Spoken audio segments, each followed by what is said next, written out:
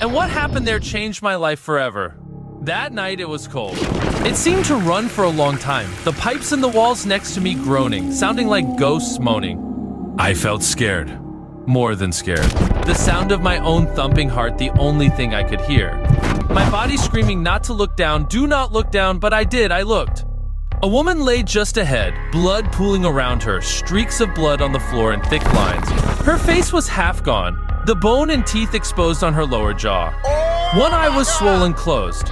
Welcome to another episode of Drawing and Telling Intense Stories. Today we have me having a weird hobby at the age of 14. Here we go, guys.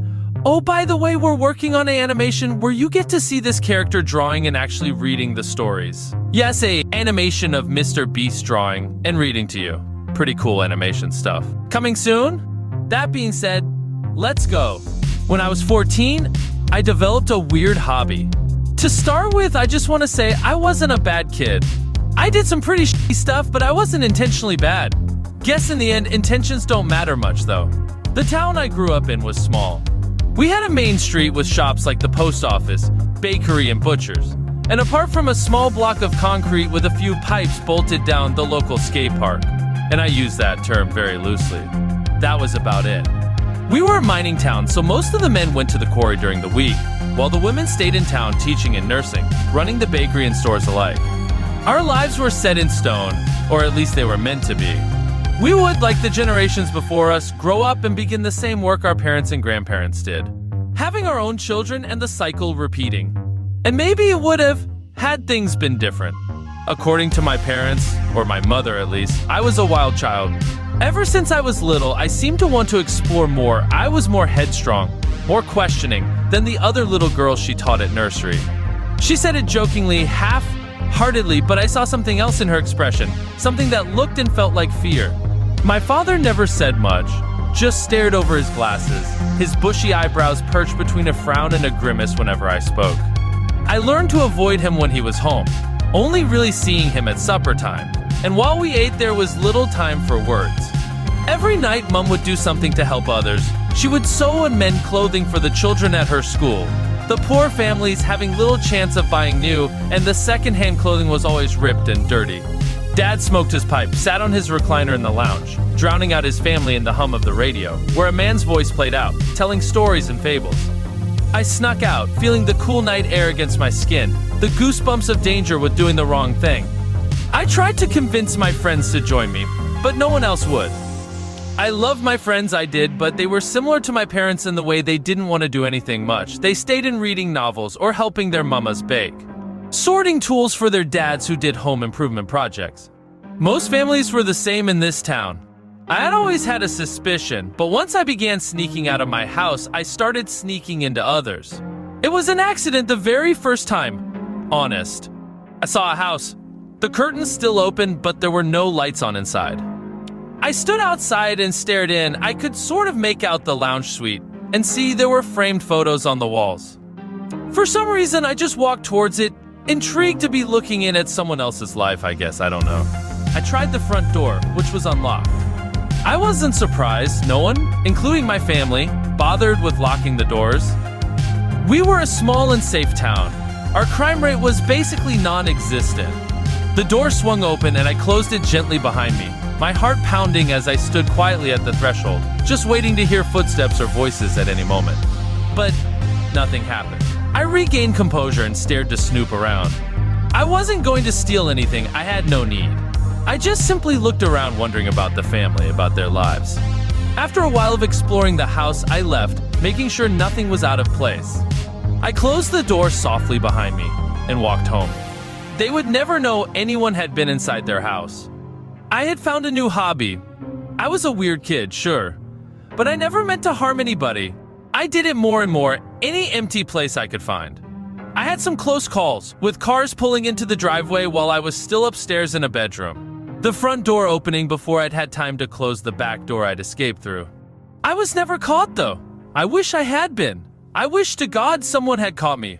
It's been a reoccurring fantasy for years. The dream I dream over and over. The one I wake up in a cold sweat from, tears burning my eyes, bile burning my stomach. But no one caught me in their house. No one stopped me. So I went to the house on Lefroy Street And what happened there changed my life forever. That night it was cold. I was about to give up. I'd been out for an hour at least and not come across one empty house. I felt tired, anxious. There was no reason for it, not one I could pinpoint. I made the choice to head home, get out of the damp, and so I began walking. I was near my street when I saw a familiar car speed off down the road. Mr. Chestermore. He was a teacher at my school, and apparently so the gossiping girls at school claimed he had some terrible accident years before, which meant he wasn't fit for work in the mines.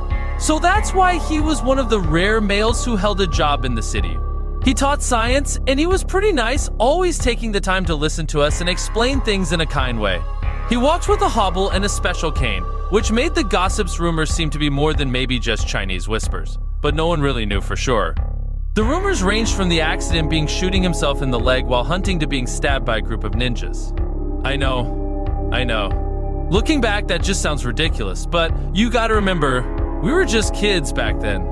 I had the idea then to go to his house to see what he lived like, to see if I could find any information about the accident maybe. Find the truth about what happened, and I'd been so popular.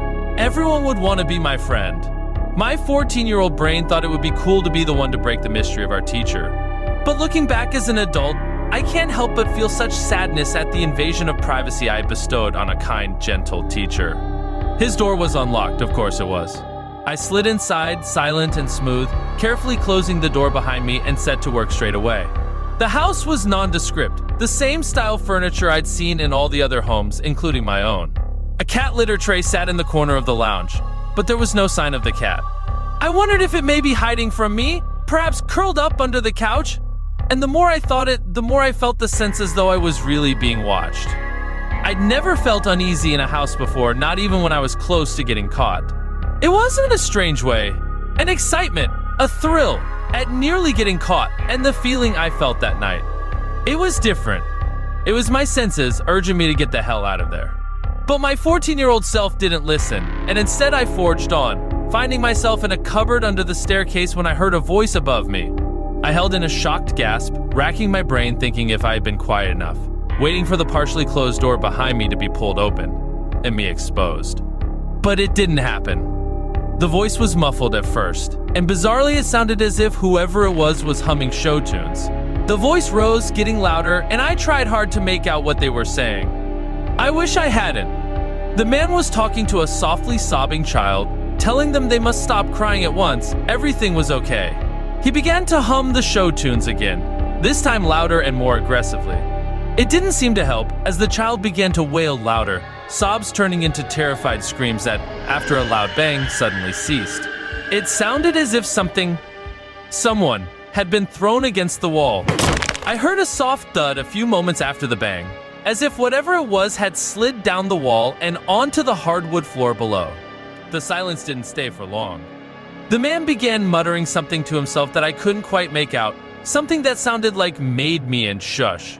He repeated it over and over, until his show tune's humming began again. Until that too was drowned out by the sound of water running. It seemed to run for a long time, the pipes in the walls next to me groaning, sounding like ghosts moaning. I felt scared. More than scared. I thought about making my escape, but I couldn't hear where the man was, and that didn't feel safe to try and leave when he could literally be waiting outside the door. The door was open a crack, and with a racing heart, I leant down to try and take a peek, and that's when I saw the flash of pink fabric. The pink princess dressing gown of someone small, and who should have been safe in bed. I wanted to reach out, to grab her, stop her from investigating the strange noises that must have woken her up from a peaceful slumber. But I stood, fearful and motionless. I didn't try and grab her. I didn't stop her. When I heard her blood-curdling scream just seconds later, I tasted salt on my lips and realized I was crying. Jenny? Why are you on the floor? Why is your head red? Wake up, Jenny. Are you just tricking me like on Halloween? I'm gonna get Mom if you don't get up. The footsteps above me were slow, deliberate, and soon I heard the girl in the pink princess, dressing gown choking and spluttering and saying, "No, no." Again, I heard the thump of someone, being dropped or falling on the hardwood floor above me. The man began muttering again, and then I heard the footsteps taper off. The sound of my own thumping heart, the only thing I could hear. I took my chance. I didn't try to peek out of the door, I just pushed it open. It didn't squeak, but the anticipation of it doing so did as much damage to my stress levels as if it had of. Silence. The hallway was empty. The front door was in view. A few big steps, and I was out the front door. I was gone. But then I heard the groan. It wasn't coming from upstairs, but next to me. I stifled a scream, my body screaming not to look down, do not look down, but I did, I looked. A woman lay just ahead, blood pooling around her, streaks of blood on the floor in thick lines, where she had dragged herself toward the front door from wherever she had been hurt. Her face was half gone, the bone and teeth exposed on her lower jaw. One eye was swollen closed, her nose dried with black blood. Her legs were missing from below the knees. I opened my mouth to speak, to ask if she was okay, or to scream. I have no f***ing idea. I think I was in shock. For a kid who wasn't even allowed to play video games, I hadn't been exposed to a lot. That's what I've told myself all these years anyway. Tried to justify it to myself for not helping, for being scared. Anyway, when I opened my mouth, nothing came out. I shook my head at her, my mouth wide open yet wordless. I wanted to tell her I was going to get help, but I couldn't form the words. She blinked at me for a moment, the realization sinking in. She was as good as dead, and that's literally what happened. I saw the light go out of her eyes before it really went out. She lay and stared, not seeing. I haven't told people this full story, only bits and pieces. But everyone says the same. It wasn't my fault. I was just a kid. But they don't know the truth. I can't bring myself to tell anyone. The words get caught in my throat. So I have to write it down, get it out. I had just about reached the front door when I heard the sound that sent shivers down my spine, a cold rock to the bottom of my stomach. I heard a baby wail, but I pretended I didn't. I pretended that it was just in my head, lying to myself to save myself. What a joke. I should have done something. It was at the end of the street when I saw the car of my science teacher drive back down the road, toward the house I had just escaped. I wanted to warn him, but of course I didn't. I ran home and didn't look back. It was all over the paper in the days and weeks after. The first murder-suicide in our town. I heard my parents talking about it when they thought I was in bed. How Mr. Chestermore went crazy and killed his entire family before barbarically killing himself. But it wasn't a murder-suicide. There was a lunatic on the loose who had killed a whole family and framed an innocent man. I tried my best to forget about it, to move on, not blame myself. I became a good kid, and I didn't go into anyone's empty homes anymore. I tried my best to make amends for what I hadn't done. That's why I'm a social worker these days. I moved on from that night when I was 14, or so I thought, until recently when I had a new client. James. He was 12. His parents had been going through a messy divorce, and James had taken it upon himself to find a new hobby. He had started breaking into homes and stealing. Recently, he had broken into a home and killed the couple who lived there. It wasn't my first sort of case like this, but it was the first time that one of the kids said something that tryly terrified me. James told me it wasn't him. There was another man there, one who muttered to himself and hummed along to show tunes. Oh my god. I haven't slept right since talking with James. I swear if I listen hard enough as I lay awake in bed at night, I can make out that hum of show tunes coming from somewhere in my house. Oh my god. I've checked a dozen times. No one is ever there. But the sound remains. I don't know if I'm going crazy or not. Maybe getting my truths out about what happened that night might help me. I've tried to contact the police, but they tell me the case is closed. Long closed. That I need to let things go. I wish it was as simple as that. If there's any updates, I'll be sure to let you know.